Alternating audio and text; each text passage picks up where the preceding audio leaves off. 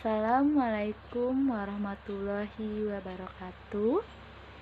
Kami dari kelompok 7, kami akan mempresentasikan tentang pengolahan permintaan dan perencanaan produksi. Dan sebelum memulai presentasi, izinkan kami untuk memperkenalkan diri. Dengan saya Nadia Sri Wahyuni dengan NIM 18054 dan rekan saya. Nama saya Rizky Dantia Hardiana Anggiani, NIM saya 037. Nama saya Maria Gabriela Yubelia dengan NIM 181111017. Saya akan memulai dari pendahuluan. Apa sih permintaan terhadap barang atau jasa? Permintaan terhadap barang atau jasa itu adalah langkah awal dari semua kegiatan supply chain. Kegiatan produksi, kegiatan pengiriman perancangan, produk, dan pembelian material semua mengikuti permintaan yang datang dari pelanggan.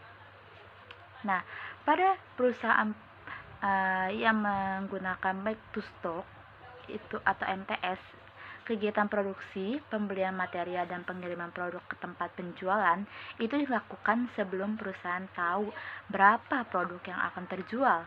Sedangkan pada sistem produksi make to order atau MTO, beberapa aktivitas seperti perakitan akhir dan pembuatan komponen memang bisa ditunda sampai adanya permintaan definitif. Namun, tetap sebagian aktivitas seperti penyediaan bahan baku dan kapasitas dilakukan atas dasar perkiraan atau ramalan. Nah, ada beberapa kasus yang pola permintaannya itu tidak mudah untuk dipenuhi secara efektif oleh supply chain. Sebagai contoh, permintaan yang sifatnya musiman menyebabkan sebagian permintaan tersebut terpaksa tidak bisa dipenuhi atau bisa dipenuhi dengan biaya-biaya yang lebih tinggi.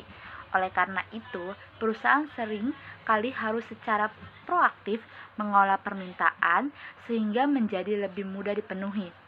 Nah, pada presentasi ini kita akan membahas esensi demand management atau pengolahan permintaan, terus ada instrumen-instrumen untuk mengolah permintaannya, serta cara memasukkan skenario permintaan yang berbeda-beda pada rencana produksi agregat. Di sini saya akan membahas peramalan permintaan versus pengolahan permintaan. Apa sih itu peramalan permintaan?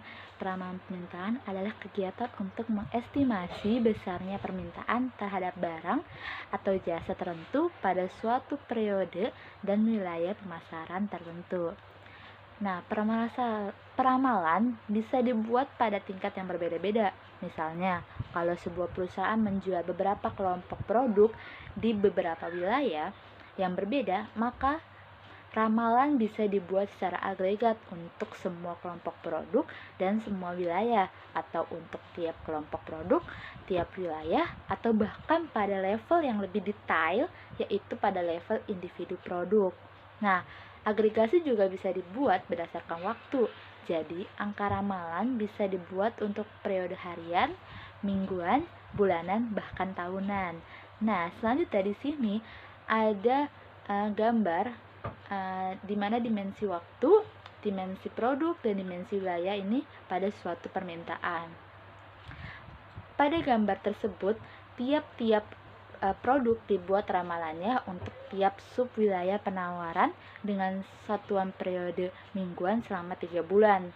Maka akan ada sebanyak 10.080 angka ramalan yang merupakan perkalian dari jumlah produknya, jumlah sub wilayah pemasarannya, dan jumlah minggu selama 3 bulan tersebut. Nah, angka tersebut ini diperlukan untuk mengetahui beberapa masing-masing produk yang dapat dipasok di masing-masing wilayah pemasaran setiap minggunya itu. Selanjutnya ada demand management. Apa sih itu demand management? Demand management adalah upaya untuk membuat permintaan lebih mudah dipenuhi oleh supply chain. Nah, secara lebih spesifik bisa dikatakan bahwa demand management adalah upaya untuk secara aktif meyakinkan bahwa profil permintaan pelanggan memiliki pola yang halus sehingga mudah dan efisien untuk dipenuhi. Dengan kata lain, permintaan hanya melihat permintaan sebagai input. Demand management melihat bahwa input tersebut harus diubah polanya terlebih dahulu sebelum masuk ke proses peramalan, proses perencanaan produksi, pengadaan bahan baku, terus proses produksi dan pengiriman ke pelanggan. Nah, selanjutnya ini ada gambar demand management, di mana di sini permintaan yang lebih fluktuatif dari waktu ke waktu memang membutuhkan sumber daya yang lebih besar untuk memenuhinya. Dengan kapasitas yang tinggi pun akan tetap ada permintaan yang tidak terpenuhi. Dengan demikian, apabila dimungkinkan untuk menstabilkan permintaan, investasi kapasitas untuk melayani permintaan akan lebih rendah dan produk atau jasa yang dihasilkan bisa dijual dengan harga yang lebih rendah serta kinerja operasional seperti tingkat kapasitas dan servis level akan lebih tinggi. Nah, selanjutnya itu ada instrumen untuk mengelola permintaan. Ada 4 instrumen untuk mengelola permintaan, yaitu ada promosi, pricing, self-management, dan deal struktur. Apa sih itu promosi? Nah, promosi itu bisa dibilang adalah kegiatan yang dilakukan dengan berbagai cara, misalnya melalui iklan di media cetak maupun di media elektronik. Kegiatan promosi ini berfungsi untuk meningkatkan volume penjualan selama periode tertentu. Promosi pada saat-saat tertentu membuat volume permintaan meningkat baik segera setelah pada saat promosi dilakukan ataupun secara perlahan dan terjadi beberapa lama setelah periode promosi berakhir. Bagi supply chain, nah kegiatan promosi ini bisa membuat pola permintaan lebih mudah atau lebih sulit untuk dipenuhi. Nah, sebagai contoh, penjualan kartu ucapan Natal pada tahun baruan itu kan menjadi tinggi pada minggu kedua atau minggu ketiga bulan Desember. Nah, kalau promosi dilakukan oleh suatu perusahaan pada bulan Desember, justru permintaan akan meningkat pada bulan tersebut, sehingga perbedaan penjualan pada bulan Desember dan bulan-bulan lain justru akan lebih tinggi. Nah, yang kedua itu kan ada pricing atau harga. Nah, kebijakan harga ini sebenarnya juga bisa diklasifikasikan sebagai bagian dari instrumen promosi. Namun, sebenarnya kebijakan pricing ini bisa memiliki tujuan yang lebih luas sekedar dari promosi. Nah, sebagai contoh, itu tarif telepon yang lebih mahal di siang hari dibandingkan dengan waktu malam hari adalah cara untuk memindahkan sebagian beban jaringan yang memang sibuk pada siang hari ke malam hari. Ada banyak kegiatan pemakaian telepon, terutama untuk keperluan bisnis atau kantor yang tidak bisa dipindahkan ke malam hari. Namun, bagi mereka yang punya fleksibilitas waktu menelpon, itu cenderung melakukan pada malam hari untuk mendapatkan harga yang lebih murah. Nah, selanjutnya itu ada self-management. Self-management ini adalah posisi atau cara penempatan suatu barang di supermarket. Seringkali hal ini nih menjadi pengaruh terhadap penjualan barang tersebut. Barang-barang yang letaknya tersembunyi, walaupun sebenarnya menarik bagi banyak konsumen, tidak akan laku karena tidak terlihat oleh calon-calon pembeli tersebut. Nah, oleh karena itu, biasanya produk yang baru diluncurkan atau yang sedang punya program peningkatan penjualan biasanya ditempatkan di tempat-tempat yang terlihat jelas oleh para pengunjung toko atau supermarket tersebut. Nah, selanjutnya itu ada deal struktur. Nah, deal struktur ini meliputi persetujuan jual beli seperti boleh tidaknya produk dikembalikan, term pembayaran, perlindungan harga, garansi, dan sebagainya. Nah, biasanya bisa tidaknya produk dikembalikan apabila tidak sesuai dengan keinginan pembeli atau akan meningkatkan volume penjualan. Namun, penjual akan menanggung biaya pengembalian yang lebih tinggi. Term pembayaran juga mempengaruhi keputusan pembelian. Pembayaran yang bisa ditunda beberapa lama setelah barang diambil tentu akan lebih menarik dibandingkan dengan persyaratan pembayaran langsung ketika barang diambil oleh pembeli. Nah, dari instrumen-instrumen tadi yang ada promosi, pricing, self management, dan deal struktur ini, itu instrumen tersebut akan efektif digunakan apabila perusahaan memahami dengan baik perilaku pembeli atau pelanggan terhadap pemberlakuan masing-masing instrumen tersebut.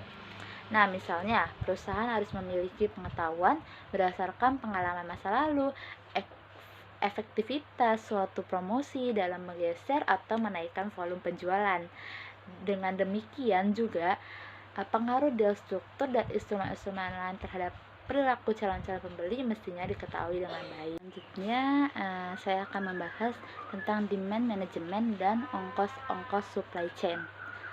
Dalam program promosi atau diskon pada periode-periode tertentu bisa membuat pekerjaan supply chain lebih sulit atau lebih mudah apabila promosi ternyata bisa menaikkan volume penjualan pada periode-periode di mana permintaan rendah, maka kegiatan supply chain pada umumnya bisa lebih mudah dilaksanakan karena pola permintaan akan menjadi lebih rata dibandingkan kalau tidak adanya promosi. Nah, tetapi kalau promosi justru dilakukan pada periode di mana permintaan berada pada puncaknya, misalnya menjelang hari raya atau tahun baru untuk produk-produk yang dibutuhkan untuk hari raya dan tahun baru tersebut, nah maka permintaan justru menjadi lebih fluktuatif sehingga supply chain kemungkinan akan lebih sulit untuk memenuhinya. Nah, di sini itu dalam memenuhi permintaan yang fluktuatif, perusahaan itu menggunakan strategi yang diputuskan pada tingkat perencanaan jangka menengah yang bisa disebut aggregate planning. Nah, aggregate planning ini adalah perencanaan pada tingkat agak kasar, waktu maupun satuan produk, dan sales dan operation planning atau SOP antara pihak produksi dan pihak penjualan. Nah, keputusan dasar yang dapat dibuat pada tingkat perencanaan agregat atau SOP itu antara lain ada 4, yaitu apa yang diproduksi, nah berapa dan kapan produksi itu. Terus yang kedua ada jumlah pekerjaan yang perlu ditambahi atau dikurangin. Terus yang ketiga banyaknya jam lembur yang akan digunakan. Jadi berapa sih banyaknya jam lembur yang akan digunakan. Terus yang ketiga itu ada banyaknya produk yang diperoleh dari subkontrak. Nah, di sini itu ada strategi-strategi atau cara-cara yang bisa ditempuh perusahaan untuk menangani permintaan yang fluktuatif. Itu ada 4 strategi. Yang pertama itu ada strategi kapasitas, strategi chase. Terus yang kedua ada strategi inventory atau strategi level. Terus yang ketiga ada strategi backlog atau low sales. Terus yang keempat ada strategi hybrid. Nah, apa sih strategi kapasitas atau strategi chase ini? Itu strategi ini itu biasanya itu strateginya dilakukan dengan menambahkan atau mengurangkan jumlah operator atau pegawai. Terus juga penggunaan jam lembur, terus mensubkontrakkan sebagian produksi ke pihak lain. Terus yang kedua itu kan ada strategi inventory atau strategi level. Nah, strategi ini beroperasi pada kapasitas tetap. Terus mereka itu perusahaan yang menggunakan strategi ini itu biasanya menimbun persediaan pada saat permintaan rendah dan menggunakannya persediaan tersebut pada permintaan tinggi. Terus yang ketiga itu ada strategi backlog atau low sales. Nah, ini adalah strategi yaitu dengan memenuhi sebagian permintaan tersebut. Terus yang ketiga ada strategi hybrid.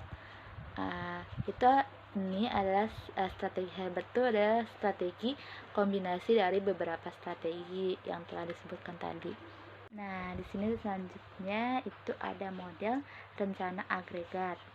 Nah, pada umumnya model rencana agregat ini akan memiliki yang pertama memiliki parameter, yang kedua memiliki variabel, yang ketiga itu memiliki fungsi tujuan, dan yang keempat itu memiliki kendala.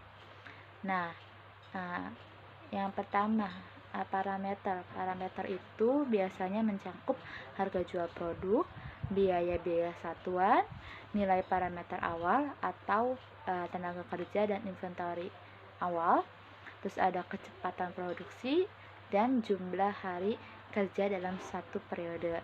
Terus kalau yang kedua, variabel itu variabel tiap periode jumlah tenaga kerja yang direkrut atau dilepas. Nah, terus yang selanjutnya ada jumlah produksi, jam lembur, produk yang disubkontrakan, persediaan, dan jumlah backlog. Nah, terus yang ketiga fungsi tujuan. Nah, fungsi tujuan ini di dalamnya itu memaksimumkan profit atau meminimumkan biaya. Jadi di fungsi tujuan ini di mana perusahaan harus memaksimumkan profit tapi juga meminimumkan biaya-biayanya. Terus yang terakhir itu adalah kendala terkait dengan itu kapasitas produksi, permintaan, keseimbangan jumlah tenaga kerja, dan kendalaan lainnya yang relevan. Nah, di sini itu ada contoh bagaimana program promosi mempengaruhi biaya-biaya di supply chain. Nah, contoh ini diambil dari buku Kopra dan Medill pada tahun 2001. Nah, contohnya itu misalnya sebuah produk memiliki harga jual $40 per unit. Untuk membuat produk tersebut dibutuhkan material dengan harga per unit $10.000. Terus biaya penyimpanan per unit produk yang tersisa adalah $2 per bulan. Nah, apabila perusahaan bisa memenuhi permintaan, ada biaya-biaya kekurangan sebesar $5 per unit dan per bulan. Nah, ada data-data lain, yaitu ada data permintaan suatu produk pada bulan Januari hingga Juni tahun lalu. Yaitu pada bulan Januari ada 1.600 permintaan, pada bulan Februari ada 3.000 permintaan, pada bulan Maret ada 3.200 permintaan, pada bulan April ada 3.800 permintaan, pada bulan Mei ada 2.200 permintaan, dan pada bulan Juni ada 2.200 permintaan juga. Terus data yang kedua itu ada data-data harga dan kapasitas sumber daya. Yang pertama itu data harga jual, yaitu $40 per unit, terus ada inventory awal 1.000 unit, terus ada tenaga kerja awal itu ada 80 tenaga kerja, terus ada jam kerja reguler itu ada 8 jam per hari, terus ada jam lembur maksimum ada 10 jam per bulan. Selanjutnya itu ada data-data biaya. Nah, yang pertama itu data biaya material, yaitu $10 per unit, terus ada data biaya penyimpanan, yaitu $2 per unit per bulan. Terus ada data biaya kekurangan itu $5 per unit per bulan. Terus ada data biaya rekrut baru yaitu $300 per pekerja. Terus ada biaya pengurangan yaitu $500 per pekerja. Terus ada jam kerjanya itu 4 jam per unit. Terus ada data biaya reguler itu ada $4 per jam. Terus ada biaya lembur itu $6 per jam. Terus ada biaya subkontrak itu ada $30 per unit. Di sini terus ada penyelesaiannya. Penyelesaiannya itu ada nanti ada tabel, dan ini adalah keterangan-keterangan atau variabel-variabel dari tabel-tabel tersebut. Nah, T ini adalah bulan, terus HT ini adalah jumlah tenaga kerja yang direkrut pada bulan T, terus LT itu adalah jumlah tenaga kerja yang dilepas pada bulan T, terus WT adalah jumlah tenaga kerja yang bekerja pada bulan T, terus OT adalah jumlah jam kerja lembur pada bulan T, terus LT adalah jumlah persediaan sisa pada akhir bulan T, ST itu adalah jumlah permintaan yang tidak terpenuhi pada bulan T, terus CT itu adalah jumlah produk yang disubkontrakkan pada bulan T, terus dan PT adalah jumlah unit yang diproduksi pada bulan T. Nah, pada tabel ini itu menunjukkan bahwa perusahaan optimal memproduksi 2.583 unit per bulan dan semua produksi dengan jam reguler. Itu tidak ada jam lembur dan tidak ada subkontrak. Nah, jumlah tenaga kerja yang awalnya itu 80 orang dikurangi 15 orang pada awal periode 1. Nah, sehingga selama 6 bulan tersebut perusahaan cukup menggunakan 65 orang pekerja. Terus pada bulan keempat itu terjadi kekurangan produk sama 267 unit. Nah, biaya-biaya yang terlibat pada rencana produksi ini adalah $422.275 yang terdiri dari biaya material, biaya tenaga kerja, biaya penyimpanan persediaan, biaya kekurangan, dan biaya pelepasan tenaga kerja. Nah, sedangkan biaya perekrutan, biaya lembur, dan biaya subkontrak tidak terjadi pada rencana agregat tersebut. Nah, total penghasilan yang diperoleh akhirnya itu dari penjualan adalah $640.000, sehingga selama 6 bulan tersebut dihasilkan keuntungan sebesar $217.725.000. Saya Rizkrianti Haren Anggiani akan melanjutkan presentasi dengan submateri efek promosi pada rencana agregat. Sebuah perusahaan merencanakan untuk melakukan promosi pada bulan Januari dengan menurunkan harga jual menjadi $39 per unit. Dengan rencana promosi ini, perusahaan mengantisipasi adanya peningkatan permintaan 10% pada bulan Januari dan terjadi perpindahan permintaan akibat terjadinya forward buying sebesar 20% dari permintaan pada 2 bulan berikutnya. Jadi, dengan adanya potongan harga pada bulan Januari, permintaan per bulan diperkirakan berubah menjadi sebagai berikut. Januari dengan 3.000 unit, Februari dengan 2.400 unit, Maret dengan 2.560 unit, April dengan 3.800 unit, Mei dengan 2.200 unit, dan Juni dengan 2.200 unit. Selanjutnya, hasil rencana produksi agregat di bulan Januari adalah dengan tabel sebagai berikut. Ketika promosi dilakukan pada bulan Januari yang jumlah permintaannya lebih kecil, maka kemungkinan terjadinya permintaan akan menjadi lebih stabil karena permintaan aslinya memiliki nilai yang relatif lebih kecil daripada bulan-bulan setelahnya. Hasil rencana produksi agregat di bulan April yang ini sesuai dengan tabel sebagai berikut.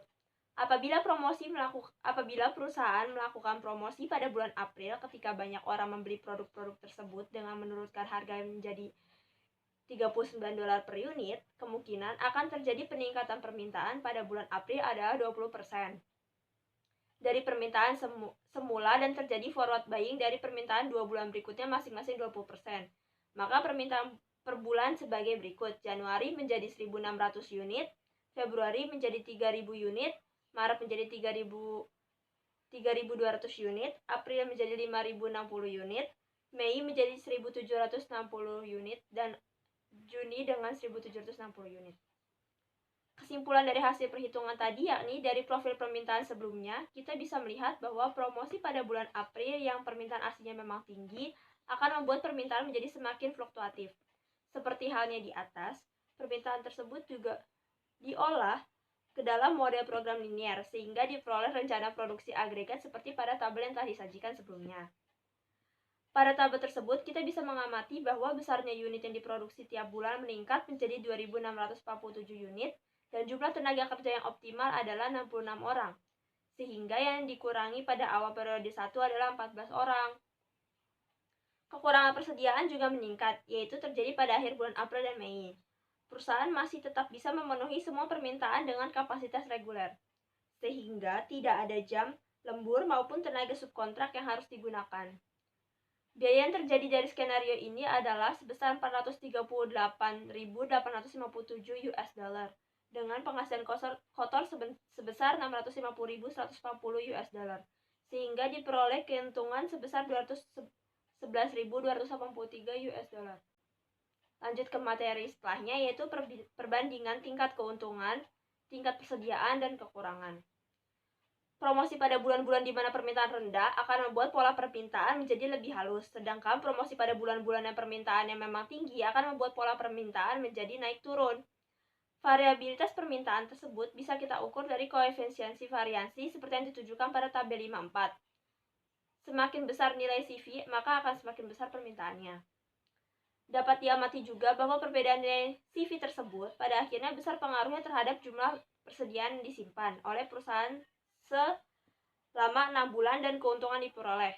Semakin tinggi CV-nya, maka akan semakin tinggi juga jumlah persediaan yang disimpan. Berlaku juga sebaliknya. Jika CV-nya semakin tinggi, maka keuntungan diperoleh perusahaan akan semakin rendah.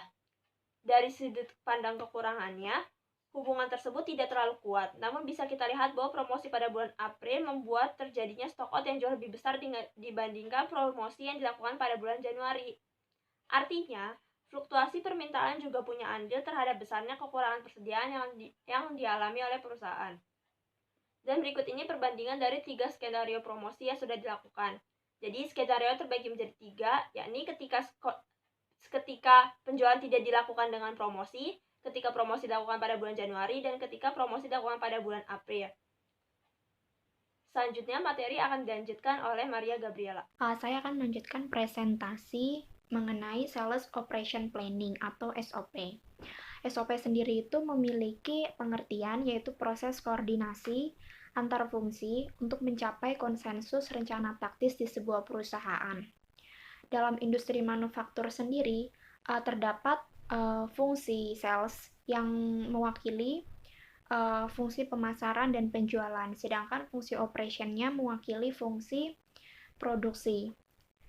Terdapat pula efisiensi operasional yang tinggi, di mana efisiensi operasional yang tinggi ini memiliki indikator. Nah, diantaranya indikatornya ada utilitas kapasitas yang tinggi, tingkat persediaan yang rendah, serta dalam suatu perusahaan itu tidak boleh terdapat banyak perubahan jadwal produksi. Kemudian, pada hakikatnya itu fungsi sales dan juga fungsi operasi memiliki konflik kepentingan. Suatu perusahaan memiliki kebijakan perusahaan yang akan diwarnai oleh kekuatan yang paling kuat. Nah, apabila suatu perusahaan memiliki fungsi sales yang lebih dominan, maka perusahaan tersebut memiliki kecenderungan mementingkan layanan pelanggan yang lebih tinggi.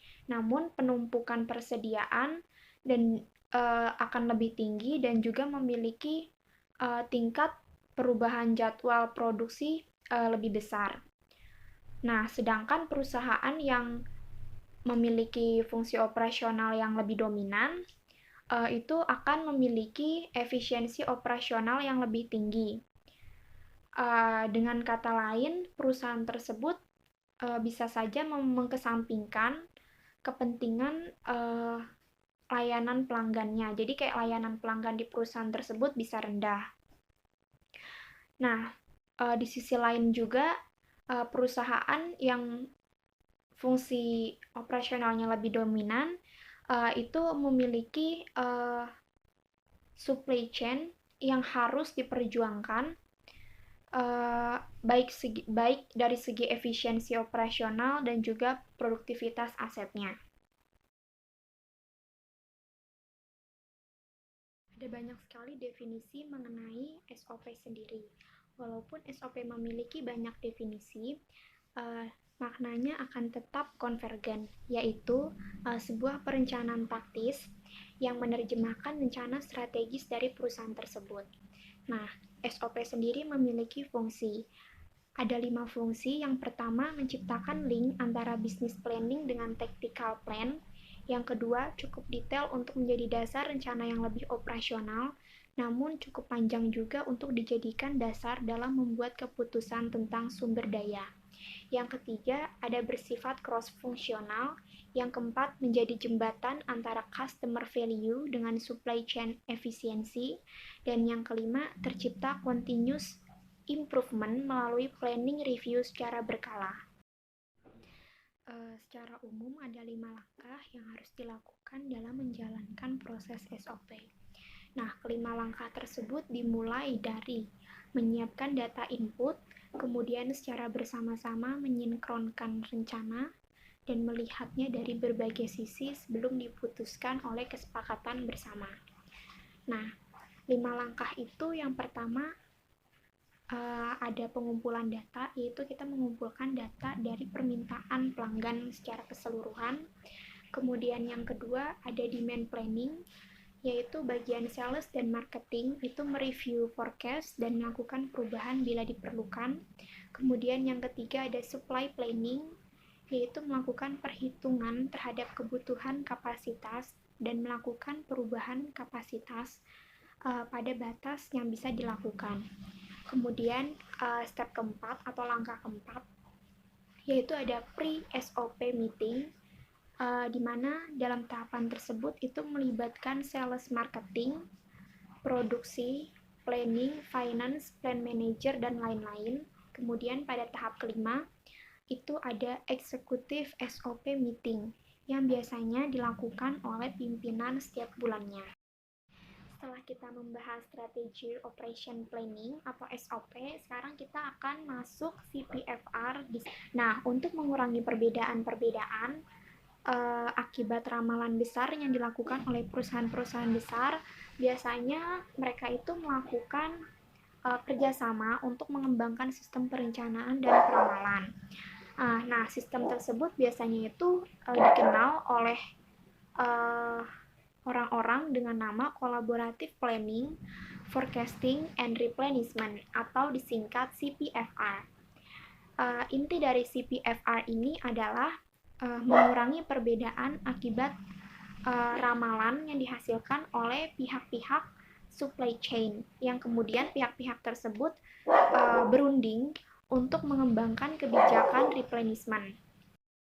Pada praktiknya, misalnya toko retail dan distributor itu mereka melakukan perencanaan dan peramalan dalam waktu yang bersamaan namun secara terpisah.